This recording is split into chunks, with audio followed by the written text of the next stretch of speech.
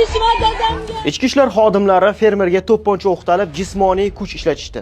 Holat Farg'ona viloyatining Rishton tumanida sodir bo'lgan. Kun.uz'ning aniqlik kiritishicha, ichki ishlar xodimlari Rishton tumani hokimining topshirig'i bilan Buloqboshi Gulshani fermer xo'jaligi rahbari G'ayratjon Xayrullayev xonadoniga borishgan.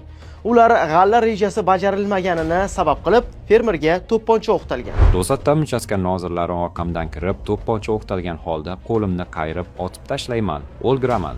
Bu yoqqa yur deb baqira ketishdi. To'pponcha o'qtalgani Buloqboshi mahallasi uchastka noziri 70 qilgan onamni ikkalib yubordi.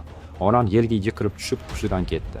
Bir hafta shifoxonada yotib zo'rg'a o'ziga keldi, degan fermer Kun.uz jurnalisti bilan suhbatda. Rishton tumani hokimi Bahodir Xoliqov esa xodimlar fermerga to'pponcha o'qtalmaganini aytdi. Fermerning g'alla, paxta masalasida davlat oldidagi majburiyatlari bor.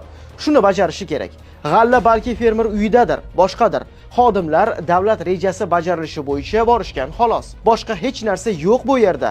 Endi men voqea joyida bo'lmaganman. To'pponcha va elektroshoker qo'llash holati bo'lmagan degan hokim. Ammo ijtimoiy tarmoqlarda tarqalgan video lavhada ichki ishlar xodimi qo'lidagi to'pponcha aniq ko'ringan. Xodimlar jismoniy kuch ishlatgan holda fermerni olib ketishga uringan.